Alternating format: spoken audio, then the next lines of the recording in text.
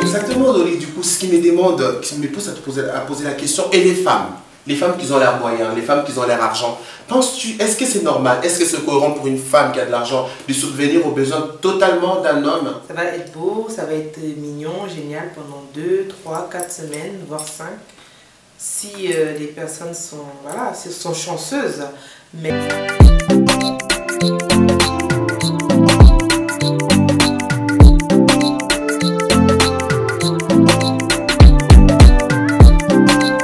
Bonjour les spectateurs de 1J4 Cadence Info Promo, votre émission familiale et culturelle. Nous sommes invités aujourd'hui par le PDG Patty Libondance pour développer un sujet très important, un sujet des sociétés. Un sujet où on parle de l'amour ou de l'argent. L'amour fonctionne avec l'argent, l'argent fonctionne avec l'amour. Comment vivre dans une relation amoureuse sans argent? Comment une relation amoureuse peut-elle se développer avec l'argent ou sans argent? Je suis avec Dolly, qui va nous aider à décortiquer, à comprendre aussi ce sujet selon son point de vue aussi. Salut Dolly. Bonsoir, merci de m'avoir invité aujourd'hui. Merci, je suis vraiment ravie d'avoir été invitée par le PDG Patty Libondance pour parler de ce sujet. C'est un sujet qui me touche vraiment beaucoup et qui me tient à cœur.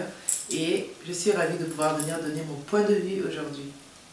D'accord Dolly, donc Dolly, toi en tant que femme, qu'est-ce que tu penses? Tu penses que au niveau de la société d'aujourd'hui, tu penses que est-ce que c'est possible de vivre un amour sans argent? Est-ce que c'est possible d'être un homme sans argent? Pour répondre à cette question, je dirais déjà que aujourd'hui, la vie est très difficile pour nous les jeunes, ou même pour les moins jeunes. La vie est très difficile, tout devient compliqué, que ce soit trouver du boulot, payer un appartement, payer des charges, des loyers, etc. Tout devient compliqué et l'argent est vraiment un élément principal et un élément vraiment dont on a besoin aujourd'hui. Alors l'argent est très important. Alors je dirais que je ne me vois pas être en couple, moi personnellement, avec une personne qui n'a pas d'argent. D'accord, donc quand on parle d'argent, pour essayer de faire comprendre les personnes qui nous suivent, quand on parle de l'argent, est-ce qu'on parle vraiment d'argent en fonction de richesse, ou on parle des moyens, ou on parle d'un homme qui est capable de prendre ses responsabilités? Et ça, je pense que ça nous amène dans la question de comprendre, c'est quoi un vrai homme vraiment pour vous? Qu'est-ce que c'est un homme? Un homme, c'est une personne voilà, qui grandit et qui grandit dans une éducation où il sait que demain, il va devoir s'occuper bien d'une femme et de sa famille. Déjà, s'occuper d'une femme parce qu'il va rencontrer sa copine qui deviendra sa femme. Et après, il devra s'occuper de sa famille car normalement, quand tu te mets en couple avec une personne, c'est pour fonder une famille et évoluer. Donc un homme doit grandir dans cette optique-là, de s'occuper de sa femme et ensuite de sa famille. C'est ça un homme pour moi. Donc il va devoir bosser dur à l'école, trouver un bon travail et gagner minimum 2 fois plus que le SMIC. Exactement.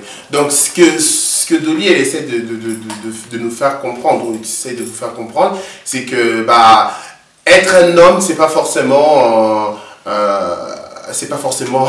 avoir un pantalon en jean, quand j'ai envie de dire, c'est pas forcément être de la beauté, parce que est-ce que c'est ça? Est-ce que c'est ça vraiment, être un homme, la beauté? Oh, la beauté, l'apparence, tout ça, ce sont des choses qui, oui, aujourd'hui, ça nous fait bien, voilà, marrer, ça nous fait bien, mais ce ne sont plus des choses super importantes de nos jours. Ce ne sont plus du tout des choses super importantes de nos jours, la beauté, tout ça. Ce qu'on veut, c'est une personne qui pourra gérer, qui pourra s'occuper de nous. On va se mettre en couple avec lui, on va pouvoir faire des projets, des voyages, il va nous rendre belles, etc. C'est ça, non? Être beau, musclé, tout ça, oui, ce sont des options en plus, quoi. Ce sont des options en plus qu'on peut télécharger. Mais l'argent, c'est vraiment la base principale.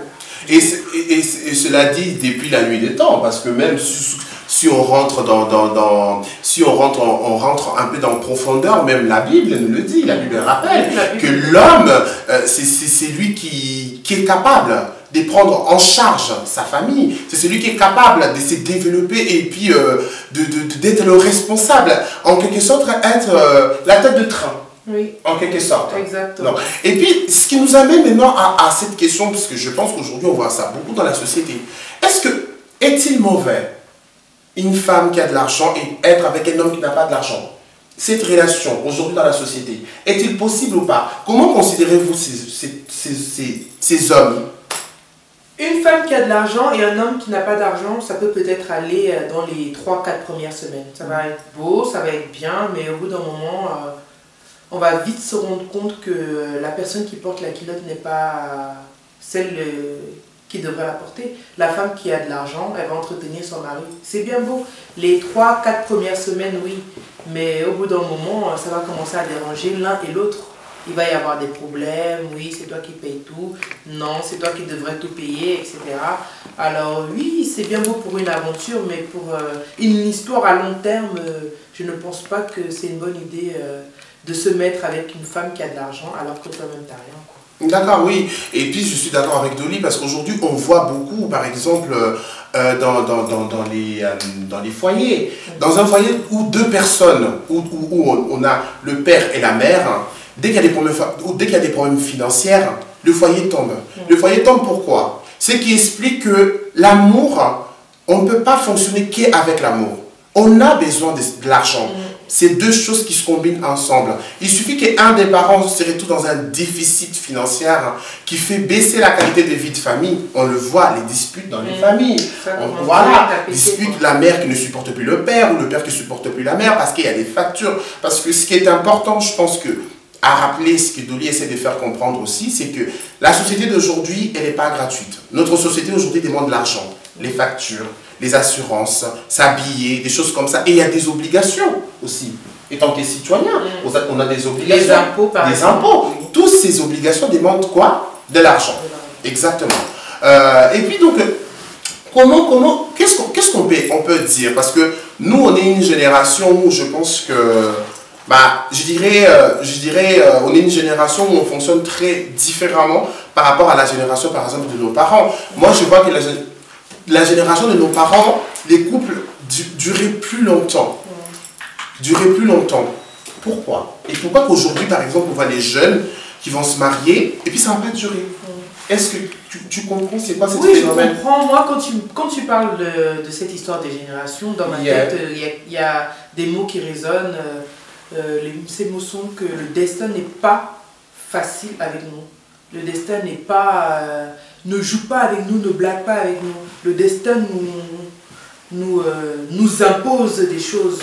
Et il n'y a plus de demi-mesure, quoi. Il n'y a plus de oui, t'es pauvre, tu vas quand même t'en sortir, etc. Non, quand t'es pauvre, t'es dans la merde, t'es plus bas que terre, t'es rien du tout. Quand t'es pauvre, t'es rien du tout. On n'est plus dans la génération cadeau, quoi. Parce que nos parents, on peut dire encore qu'ils étaient encore un petit peu dans la génération cadeau. Mais nous, on n'est plus dans la génération cadeau. C'est la génération des gens qui ont... Voilà. Chez nous, on dit le sang à l'œil. Exact, l'ambition. L'ambition, voilà. C'est cette génération-là. Donc, il faut vraiment se réveiller, quoi. D'accord. Ce que moi, je voulais rappeler quand même, ce qui est important à savoir, pour faire un petit résumé de ce que Dolly disait, nos parents, par exemple, à l'époque de nos parents, pourquoi les couples duraient longtemps? Parce que la société n'était pas ce qu'elle est aujourd'hui. La société n'était pas ce qu'elle était aujourd'hui. Pourquoi? Parce que à l'époque, nos parents ou nos grands-parents, ils travaillaient, ils ramenaient les sous à la maison. Notre mère, tout ce qu'elle avait à faire, c'était de s'occuper de l'éducation de l'enfant. Et il y avait un travail. Il y avait un travail qui était là. Qu'au jour d'aujourd'hui, je pense que la société a apporté une espèce de mentalité où quand même je pense qu'on se laisse aller dans cet effet des sociétés et on a oublié ce que nos parents, ce que nos grands-parents nous ont pu nous apprendre. Et puis comme Dolly disait, on a le sang à l'œil, on a l'ambition aujourd'hui. On a l'ambition parce qu'on veut toujours plus. On veut toujours on est dans une société de consommation, donc c'est ce qui nous fait revenir donc dans notre sujet que l'amour est impossible sans argent. C'est pour ça qu'on va voir qu'aujourd'hui, il y a beaucoup de nos sœurs, de nos frères qui se mettent dans des mariages qui ne durent pas. Des mariages, moi je disais un peu, je peux appeler ça un peu des mariages publicitaires. Des mariages momentaires. Il y en a beaucoup. Exact.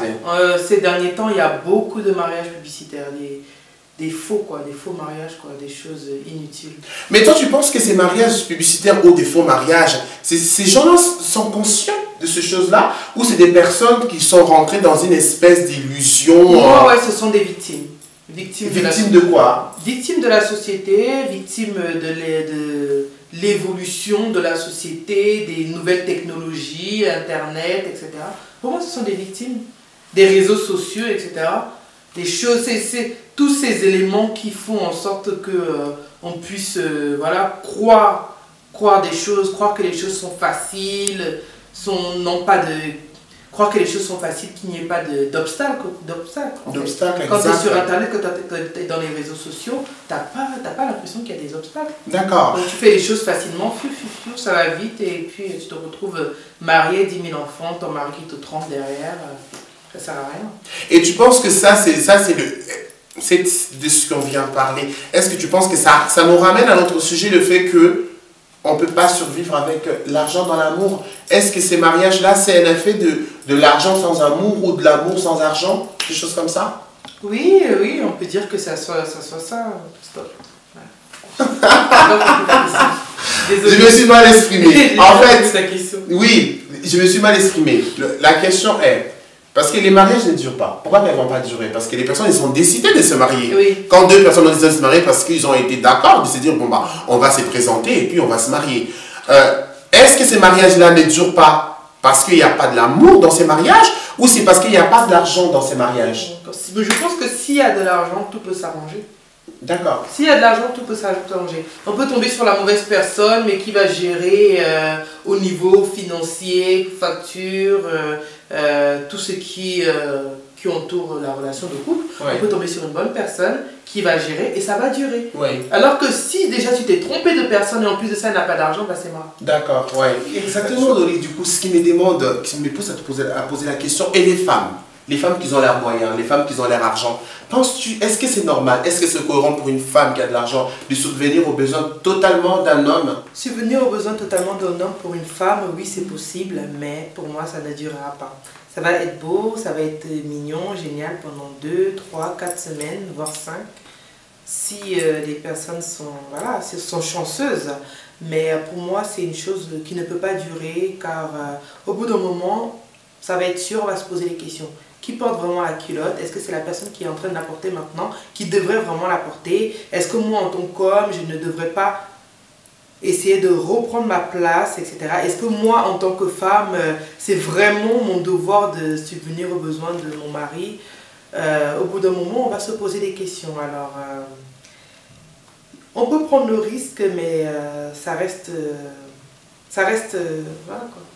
Merci beaucoup de nous avoir suivis dans la chaîne de Président Patrick Gaudens, NJ4 Info Promo. Restez connectés sur la suite de notre émission, en tout cas parce que ça c'était la première partie. Comme vous avez vu, on a beaucoup de sujets à aborder sur ce sujet. Il y a beaucoup des étapes et tout ça. Donc en tout cas, restez abonnés. Donnez-nous votre avis, vos commentaires et tout et pour la suite. Et puis, abonnez-vous. C'est une émission où on s'occupe des jeunes. Donc les jeunes, venez vous abonner. Arrêtez de faire les wesh là. Venez vous abonner. En tout cas, que Dieu bénisse tout le monde. Merci.